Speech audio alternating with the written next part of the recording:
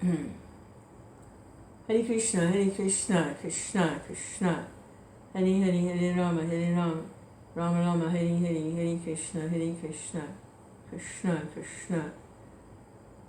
Hare Hare, Hare Rama, Rama Rama, Hare Hare, Hare Krishna, Krishna Krishna.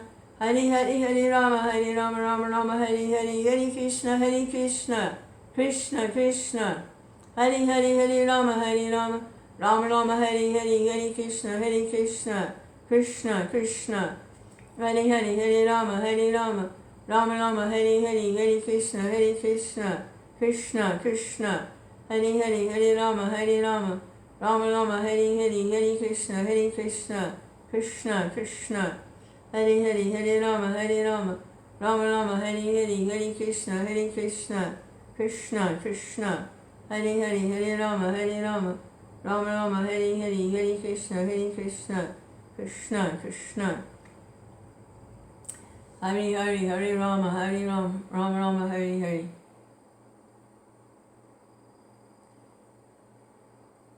Yes. Remembering how Prabhupada explained that the people in the West, the industrialized, materially advanced, nations, those people are very good at doing things, making things, constructing things, doing things, moving the material energy around. And the people in the East, India used to be a lot larger, cover a lot more land mass than it does now. It has been shrunk down. So the people in the East, specifically India, they have vision, they have culture, they have vision for the advancement of civilization and the upliftment of the entire planet. They have the vision, the people in the East. But they're not very good at getting things done. They have the culture and the vision. So the way Prabhupada phrased it was, in the West, they're blind, because it's just moving the material energy around. The ultimate goal of it all, who knows? So they're blind. They don't have higher vision, transcendental vision. And the people in the East, they have the transcendental vision. They have the culture. But they're not very good at moving things and doing things, and they're not very good at that. So he said it's like the blind and the lame. People in the East, more or less lame, materially speaking, lame. And the people in the West, blind. So he said, if the blind men will let the lame man get on his shoulders, the lame man can see and the blind man can move. And together they can push forward.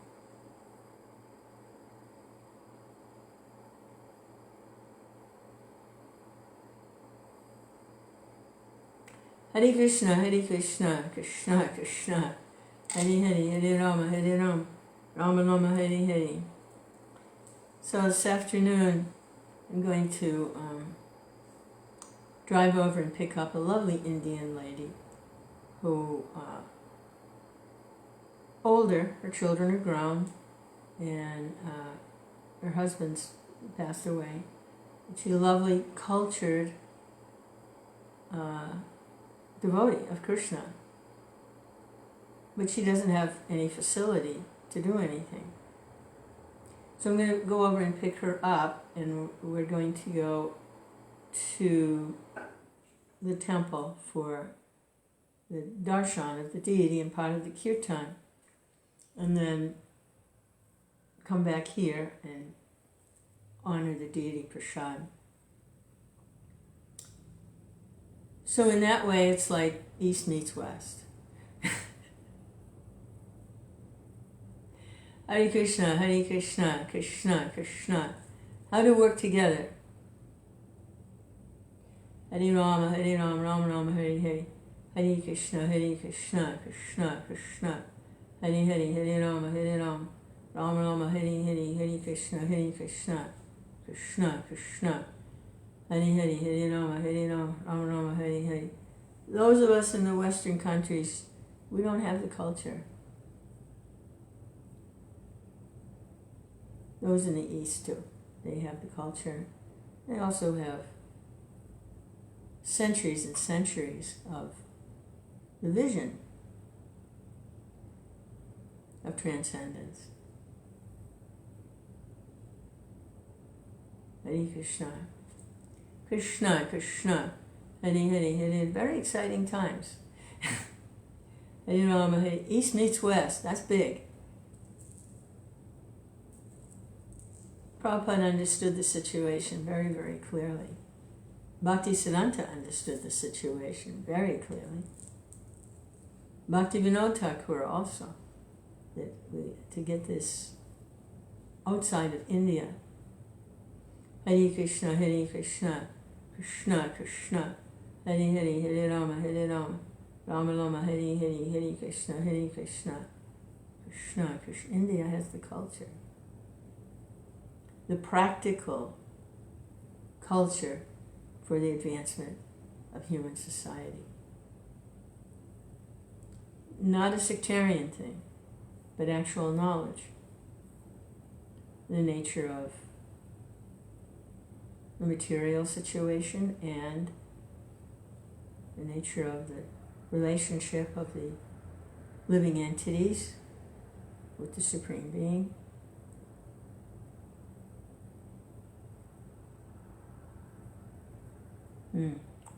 Hare Krishna, Krishna, Krishna. And how to conduct civilization, human civilization,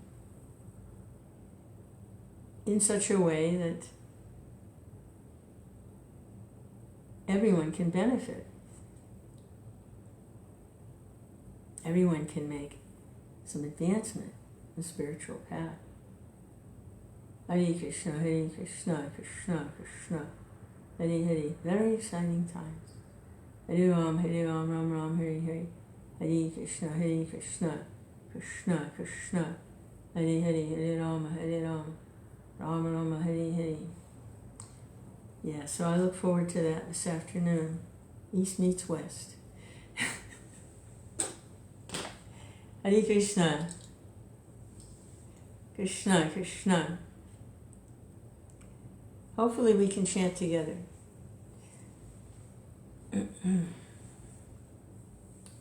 Hare Krishna. Krishna Chaitanya, Prabhu Nityananda, Shri Advaita Gadadhar, Srivasa Gaura Bhaktivedanta. Okay, so here's East meets West. The great emissary, the great ambassador of the spiritual world, A.C. Bhaktivedanta Swami Prabhupada,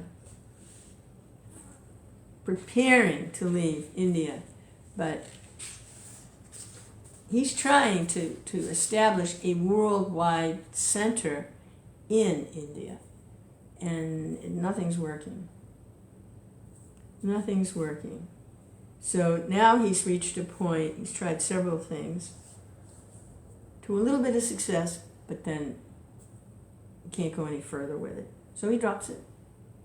What does Krishna want? Now he's trying to work with his Godbrothers. They were friendly from the very beginning of when he met Bhaktisiddhanta in the 30s. Now it's in the 1954, around there. And Prabhupada's been freed up. He's taken more or less renounced position Vanaprast, where no more involvement with family affairs, no more involvement with business, and full-time dedication to trying to preach Krishna consciousness. And he's moved into the temple, Bhakti Saranga's temple in, I'm not sure where it is. I think it's in New Delhi. Okay. And he's trying to manage the temple. The brahmacharis there are untrained, undisciplined. Hey, Haribol, Lance, Hare Krishna. He's trying to get things up and running. And it is working to one degree or another, but still so many obstacles. But this is interesting. Fortunately, Prabhupada, Abhai's son, Vrindavan, came to live with him for a few months at the Gaudiya Sangh. There was no question of Abhai's returning to his family, and Vrindavan simply associated with his father, following the routines of the mat and helping Abhai in his duties. It's very nice. Jai Vrindavan. Good for you. One day, a prominent advocate, the president of the Hindu Mahasabha, paid an unexpected visit to the Gaudiya Sangh. It was very poor. These mats were very poor. They didn't have hardly any money to work with. The mat was mostly deserted. There was no prasadam. Abhai and Vrindavan received the guest, cooking for him, offering him prasadam, and acquainting him with the activities of the Sangha. So that was nice service Vrindavan got to do with his father. When Abhai wasn't busy managing the disorganized mat and working on Gaudiya Patrika and Sajjana Toshini, 2 magazines he was editing, he spent his time preparing a Hindi translation of Chaitanya Charitamrita. So mostly Prabhupada was engaged in writing and editing. Although he was more accustomed to writing in English and Bengali, he reasoned that as long as he was preaching in Hindi-speaking areas, such a book would be important. Bhakti Saranga Goswami, who was the head of that particular mat and was traveling and preaching. So Bhakti Saranga Goswami wrote that he wanted to print only 500 copies of Sajjana Toshini for the September issue. But Abhai wanted to print more. After making an agreement with the printer that the charges would be the same for 1,000 copies as for 500, he wrote Bhakti Saranga Goswami informing him of the good news. Abhai also told him that he had recently secured a donation of printing paper and that he arranged for a 1/4 reduction in postal charges. So there's a little excerpt from the letter to Prabhupada. So why, for the matter of saving some papers, we shall not print the full number? In my opinion, we should print more than 1,000 copies every month and distribute them at large scale. But Bhakti Saranga replied through a brief postcard that they should print no more than 500.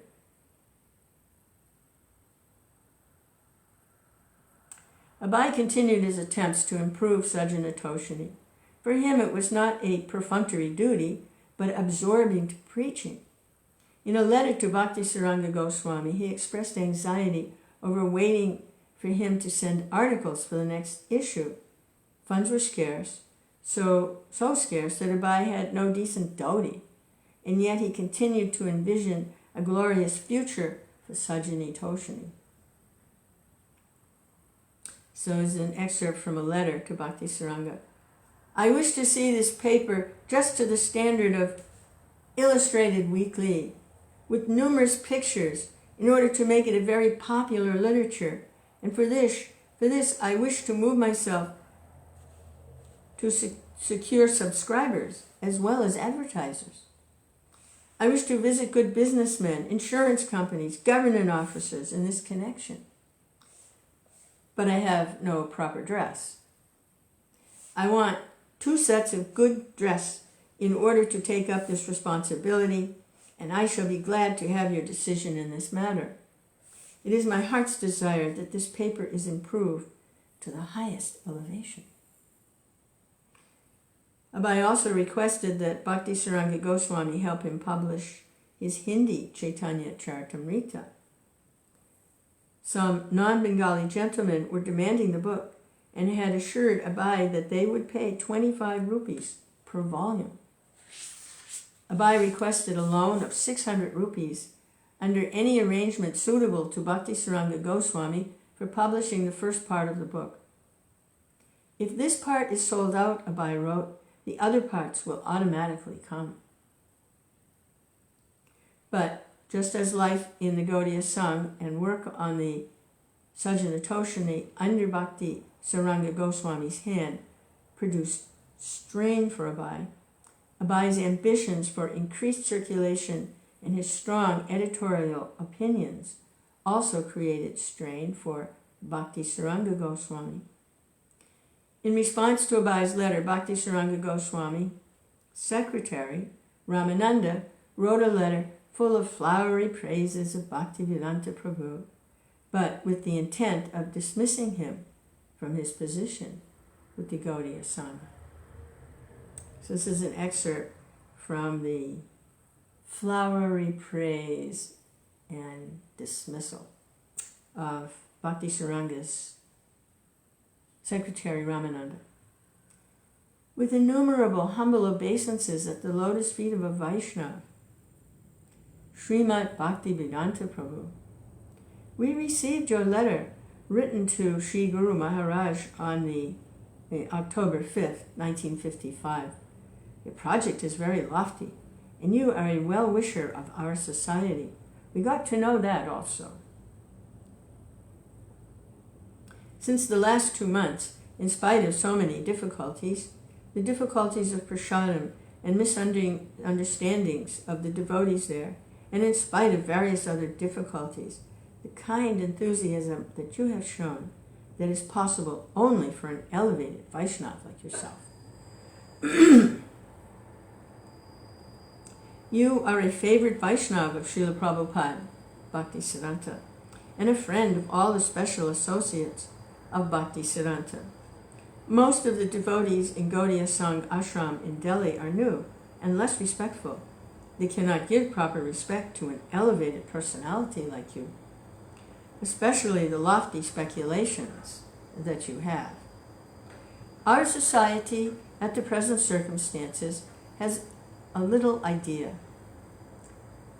We hope with all your qualities very soon you will become settled independently and fulfilling the desires of Srila Prabhupada Bhaktisiddhanta and start your preaching very widely, independent. We are suspecting that it won't be possible for an able and respectable Vaishnava like yourself to stay there long, adjusting with the illiterate and less educated devotees of the Gaudiya Sangha in Delhi. Moreover, you are the head of the editorial board of Srimad Keshava Maharaj's Vedanta Samiti Gaudiya Patrika and Bhagavat Patrika. So, if you spend much time in our ashram, then he might become annoyed. With many devotees, he is setting out to circumambulate the land of Braj, and we are sure that he will need your assistance in this parikram. So you consider all the pros and cons, and if you do not neglect the duty as leader of his organization, we will be pleased. In other words, out.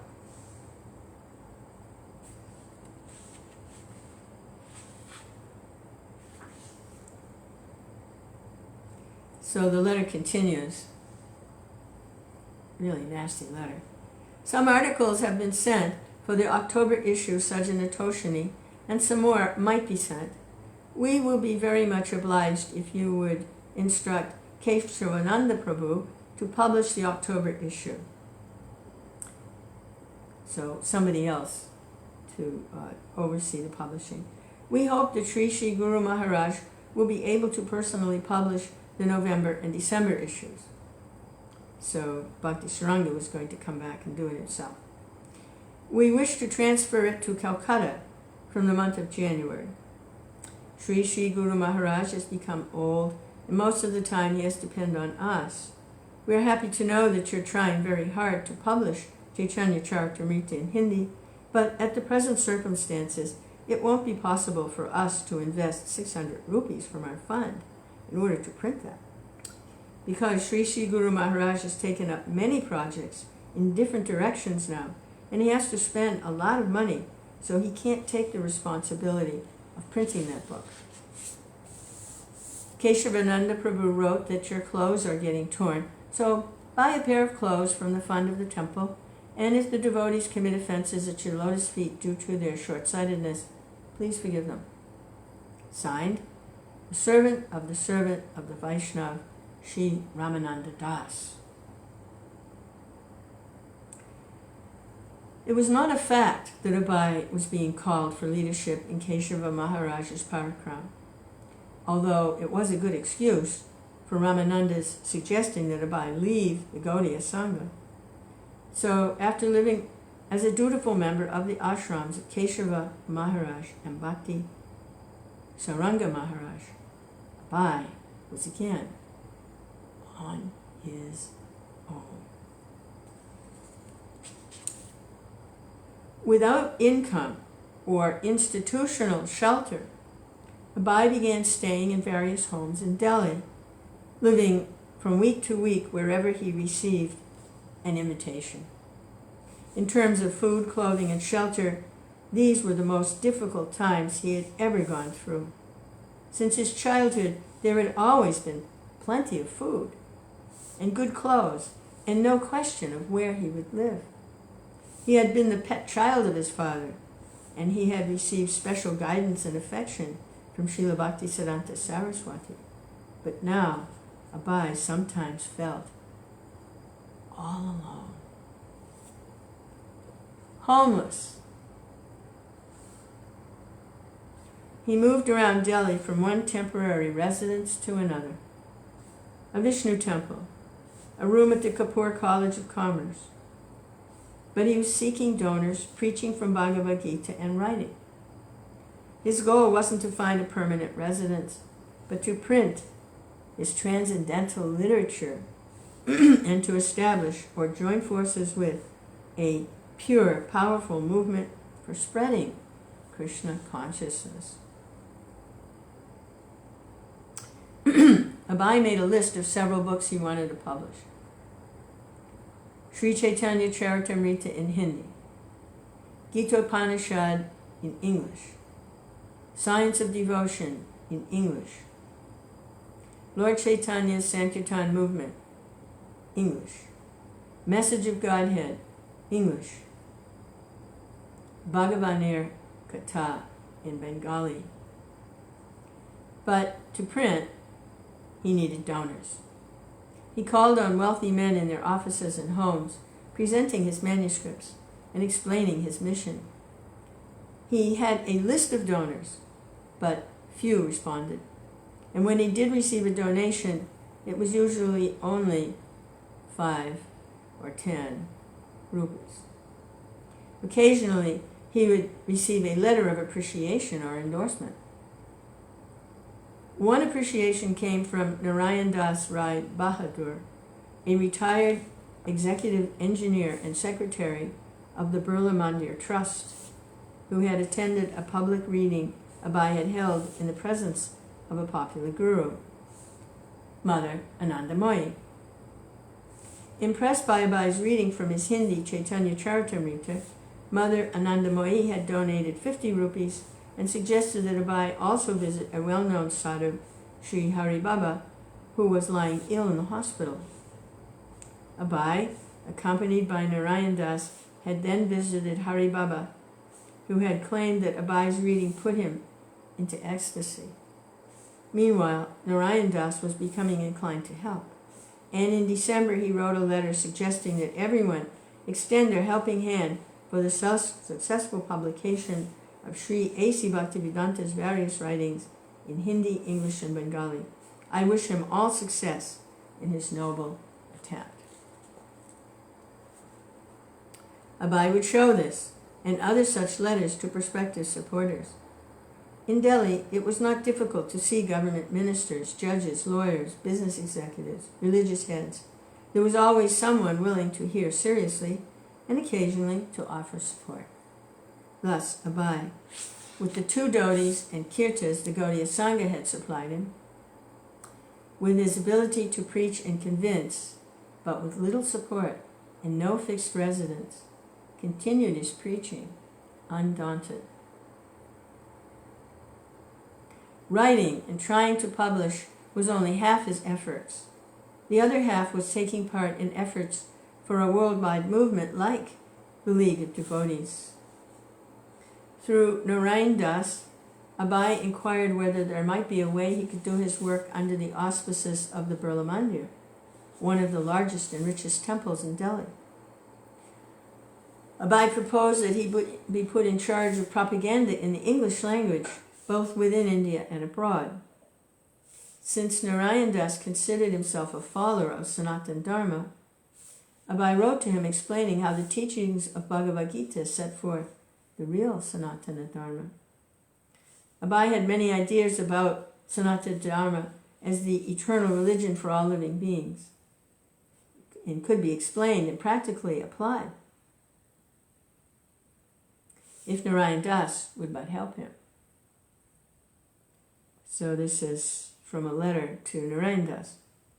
I want to train up 40 educated youths to learn this science of transcendental knowledge and just prepare them for going to foreign countries for missionary work, to start immediately an English paper or to revive my paper Back to Godhead in the style of Illustrated Weekly of India, to organize Sankirtan party, which shall not be only of good singers and musicians, but must also be used to practice sadhana, self-realization.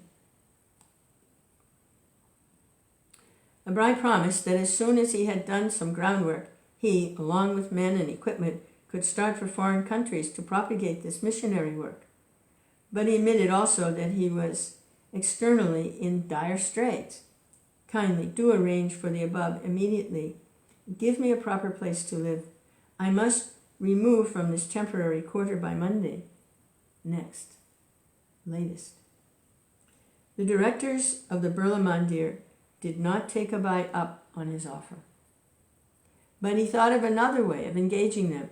He would hold a public meeting at the Birla Mandir to help generate interest in the League of Devotees. He approached Sri R.N. Agarwal, president of the Delhi Municipal Committee, who, after hearing the names of several respectable people who would be attending, agreed to preside over the meeting. Abai set the date for December 22nd and printed 500 announcements and 200 invitation cards. Striking a cosmopolitan note, he stated in his announcement, quote, "By the grace of the Almighty, Delhi is becoming the center of cultural association of the world," end quote. Yeah, Indians love that, that mood. India is becoming, Delhi is becoming, your village is becoming, your family is becoming. Yeah, I like that. Yeah. I had an opportunity to use that one time when I got into a little bit of difficulty when I was visiting Mathura. And I had to go to the police station. And I was explaining how I'd gotten cheated by one of the vendors. I was supposed to be buying oils for the deities in Washington, D.C., and he cheated me. And so I was complaining at the police station, and they were like, and then I actually got up on top of the desk because I was determined, those oils were supposed to be for the deities. And I said, I have come 10,000 miles all the way from America, and now I come here to the sacred land of Mathura, and this merchant has cheated. I'm buying for the deity. And they all got, they got on their bicycles, they got their spears, and we went and got the money back. They respond to that. So Prabhupada used it. He said, By the grace of the Almighty, Delhi is becoming the center of cultural association of the world. Jai Shri Prabhupada. The leaders of both Russia and India had recently pointed to the need for cultural contact between all nations. But the highest culture, Abai suggested, was scientific spiritual knowledge. Therefore, the best cultural resources in the world existed in India. And these resources, Abai stressed, should not be left to the unorganized sadhus and sannyasis, but should be taken up by the important members of society in an organized way. East meets West. The December 22nd Hindustan Times listed the meeting of the League of Devotees in the Today's Engagements column, along with announcements for meetings of the Rotary Club, the Tagore Society, the Indian Council of World Affairs, the Bharat Scouts, and the Indian Pharmaceutical Congress. The League's meeting began with a kirtan led by Professor H. Chand, and then A.C. Bhaktivedanta, founder and secretary of the League of Devotees, explained his movement's objectives. Then Narayan Das spoke, and afterwards read a number of proposed resolutions from the founder secretary attesting that the persons present supported the League of Devotees, and that they recommended that the central government of India also support it as a movement for world peace based on Gandhian principles. Oh boy, Prabhupada's pulling everything he can out of the hat here. After adoption of resolutions, the meeting closed with another kirtan and prasadam. Abai was convinced that if his well-wishers and fellow humanitarians would support him on a grand scale, he could create a movement for world peace based on the principles of devotional service to Lord Krishna. But his role was simply to present Krishna consciousness to whomever he could. The results were up to Krishna. Abai was aware that the good intentions of most of the participants in his Birla Mandir meeting would not go past that one meeting. But he wasn't discouraged. Through all his tireless evangelism, he maintained a philosophic jollity. In one sense, he was already fully satisfied. He was happy to be working on behalf of his spiritual master.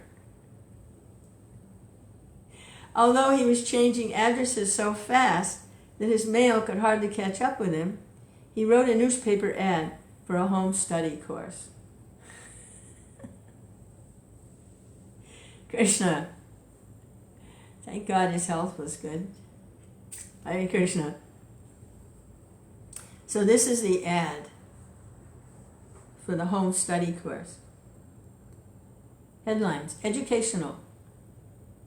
Study the spiritual secret of Bhagavad Gita at home by correspondence and be a strong man. Full course fee, 50 rupees only. The instruction is imparted not in the ordinary imaginative way of qualified interpretations, but in parampara system of preceptorial succession.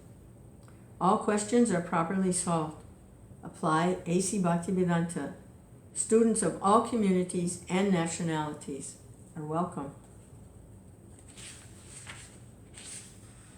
Krishna. Wow. He had not published Back to Godhead in 4 years, since 1952, but he decided to revive it. Back to Godhead was a mission worthy of his full attention, and it took all his efforts to collect the funds, compose the articles, see to the printing, and then distribute 1,000 copies. And he didn't even have anywhere to live. The money he would raise by obtaining interviews and soliciting donations. One donor and friend was Justice Bipin Chandra Misra, a Supreme Court judge in New Delhi. And there's a couple paragraphs here where Justice Misra explains. He used to come to me once a month. I gave him donations for his paper. It was only a 4-page magazine, but he showed his study of the subject and his earnestness and his devotion to Lord Krishna. He appeared to be a very simple man and modest, and it was pleasant to talk with him. He had a smiling demeanor. The main thing was his humility. He could talk with affection and confidence, and he knew we were discussing things near to God. So every talk with him would sublimate us. I was a rather important personality at that time in religious affairs, but he would not be expected to make any contribution to the main religious life of Delhi at that time. Because of the language difficulty, because his aim was to reach the English-educated persons, not the Hindi ones. And also because his means and his popularity were not at all established. The magazine did not have a wide appeal among these people. Other religious leaders were all well established. The only thing that impressed one and was worth noticing at that time was the simplicity of his abiding faith in God's name and his mission. So Prabhupada was nobody. And he's in Delhi, they all speak Hindi, and he wants to pray in English.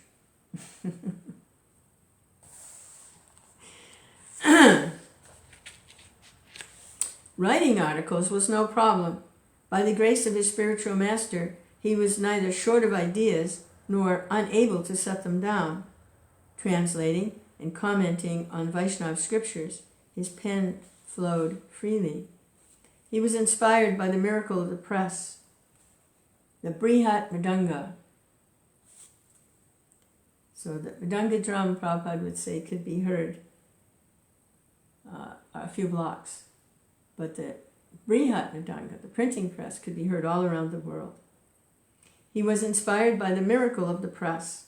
It had only been invented, a few years earlier, late 1800s. The work of writing his message down and printing it 1,000 times, with the awareness and urgency of speaking directly to everyone, not just people in Delhi or India, but everyone, put Abai into an ecstatic meditation.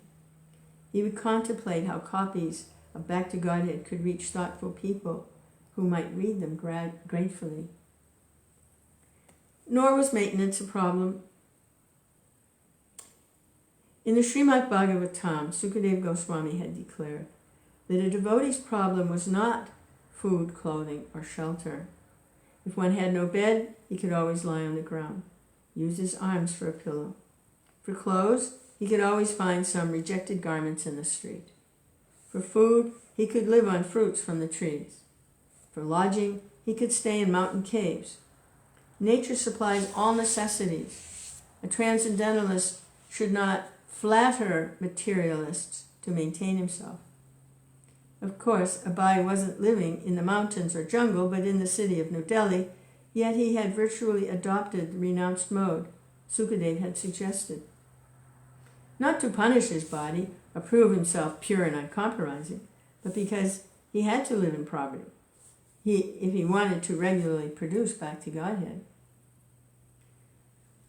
For Abai, it was a great labor of love, and purchasing paper for printing became a priority even before eating. Neglecting his personal needs for preaching was a manifestation of his faith in Krishna, of which Abai suffered no scarcity. He had full faith that he served Krishna. He would be provided for. If he served Krishna, he would be provided for. To work alone was not an insurmountable problem. It was pleasant and simple. It was better than having to manage the neophyte inmates of the Gaudiya Sangha. The ecstasy of working hard to serve his spiritual master was not a problem. The problem was the condition of the world. According to the Shastras, the current age, Kali Yuga, would create continual degradation in society. And Abai could see this evidence every day in Delhi. Delhi, formerly known as Hastinapur, the capital city of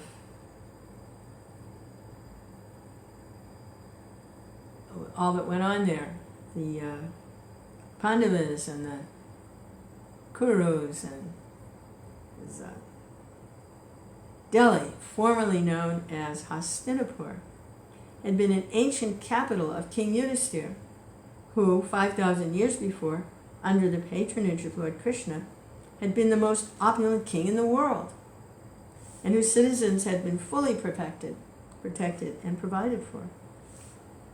Now, after 1,000 years of foreign subjugation, India was again independent, and New Delhi was the capital. Yeah, think about that. If a country is ruled by foreigners for 1,000 years, what kind of effect and damage that could have to the culture. Something happened in the year 1050, and India was ruled by foreigners. I need to look that up. Most likely the Muslims conquered India and became the rulers. And then the British.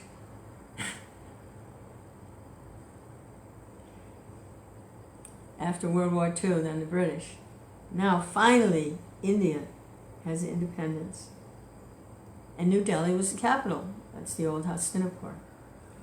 Yet, even in Abhai's relatively brief 60 years of experience, he had seen Indian culture, which in his childhood had retained much of the original purity of the Vedic age, degrade.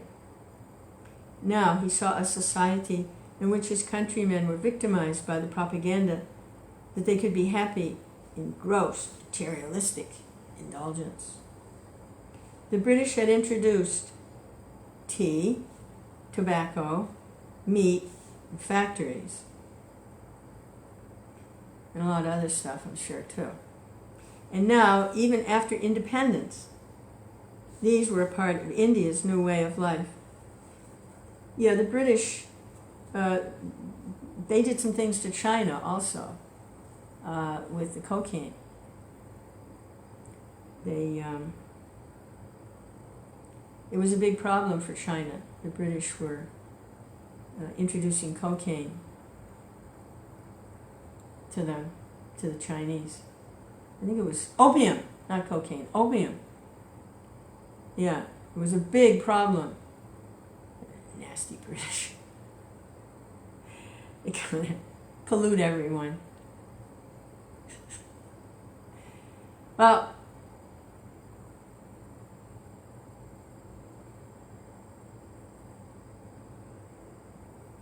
now they're getting paid back, chanting Hare Krishna in the streets.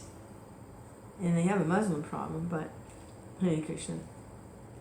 So that's what they did to India. Tea, tobacco, meat, and factories. China was opium.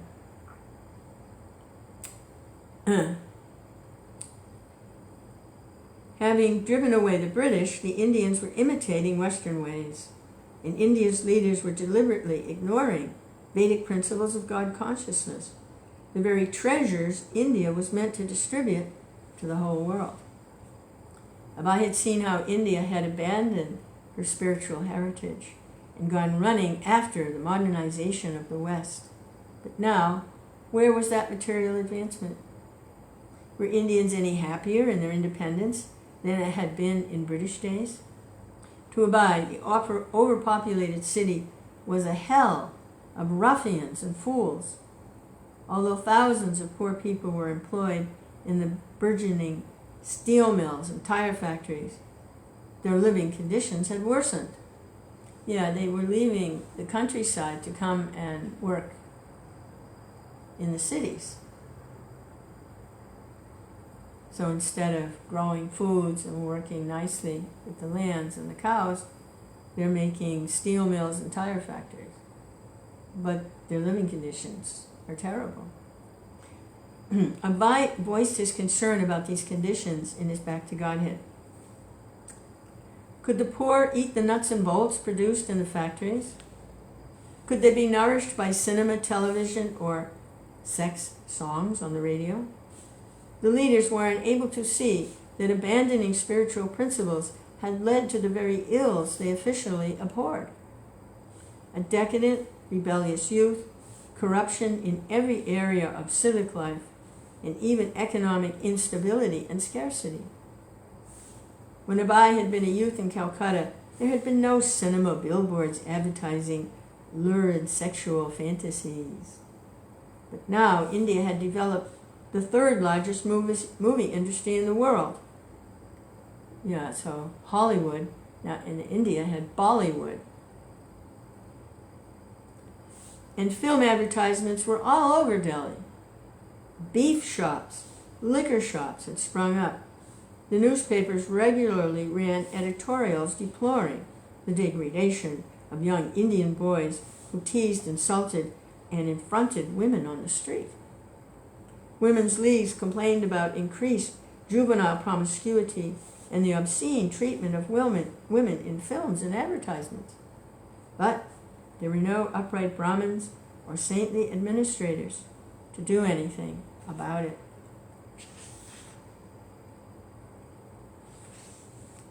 Abai saw the need for a re-spiritualization of society, but society was rushing headlong in the opposite direction.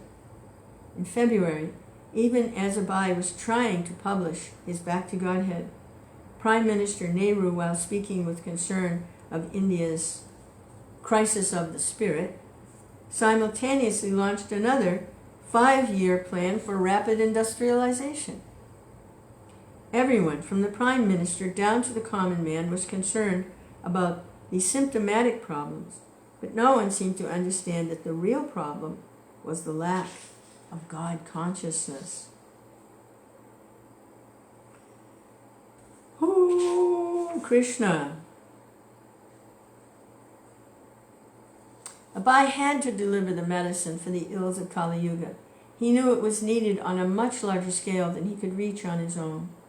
But even to administer one issue of Back to Godhead was almost beyond his means. Writing the articles, typing them, taking them to the printer, distributing them, should not have been the work of one alone, impoverished devotee. But in working with his Godbrothers, he had met with their decided lack of organization and their lack of desire for vigorous preaching. Bhakti Saranga Goswami had seemed determined to keep Sajjana Toshani small, and his mat, like so many others, had been ineffectual in attracting new members. This was the petty-mindedness that would cripple preaching. Therefore, he was now working alone on a small scale, happy in his spiritual welfare work, yet aware that his 4-page newspaper was only a drop of water in the desert.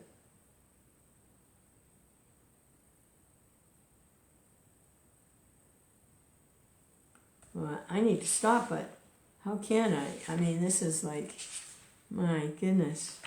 Hare Krishna. Okay, we stop there and then, Krishna. Krishna willing, pick it up later. So honoring Prabhupada's disappearance day, November 7th, all over the world. And Krishna. Jai Srila Prabhupada. Hare Krishna. Krishna Chaitanya from Nityananda. Please engage us in service, Prabhupada. Hare Krishna. Jai.